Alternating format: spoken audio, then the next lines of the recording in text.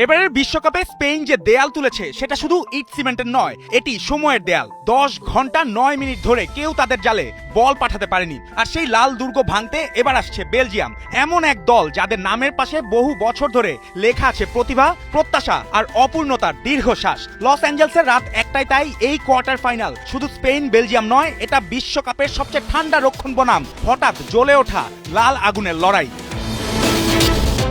Spain এসেছে নিখুঁত এক অহংকার নিয়ে। গ্রুপের শীর্ষস্থান, অস্ট্রিয়ার বিপক্ষে সহজ জয়, আর শেষ 16 পর্তুগালকে থামিয়ে দেয়া মিকেল মেরিনোর 91 মিনিটের গোল। লা রোহা যেন প্রতিটি ম্যাচে প্রতিপক্ষকে আগে ধৈর্য হারায়, তারপর স্কোর লাইনে। এই আসরে তারা এখনো গোল খায়নি। বিশ্বকাপে টানা 6 ক্লিন শিটে নতুন রেকর্ড। ম্যাচ প্রতি তাদের এক্সজি মাত্র 0.3, অর্থাৎ প্রতিপক্ষ শুধু গোল করতে পারছে না তা নয়, সুযোগ বানাতেও হাঁপিয়ে যাচ্ছে।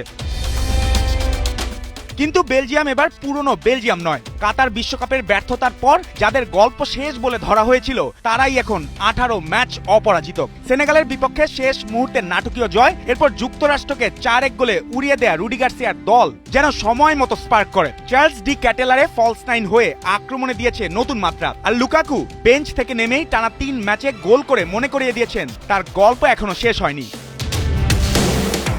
বেলজিয়ামের আক্রমণের পরিসংখ্যানও ভয় দেখাচ্ছে।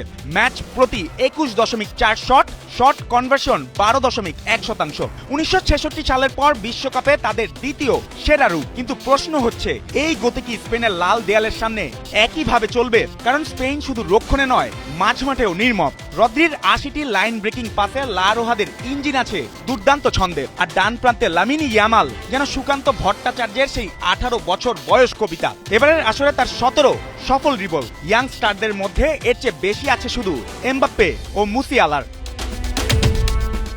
ইতিহাসও স্পেনের পাশে দাঁড়িয়ে। 1980 ইউরোর পর বেলজিয়ামের বিপক্ষে শেষ 11 ম্যাচ হারেনি তারা, জয় 9টি, ড্র 2টি। শেষ 5 ম্যাচ দেখায় স্কোর লাইন 13-1 স্পেনের পক্ষে। তবে বেলজিয়ামের স্মৃতিতে আছে 1986 বিশ্বকাপ কোয়ার্টার ফাইনালে পেনাল্টিতে স্পেনকে বিদায় করার রাত।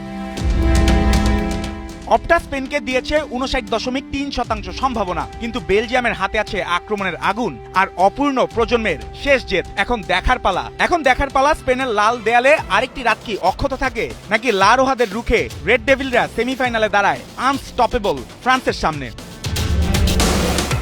জুবায়ের নূর, 71।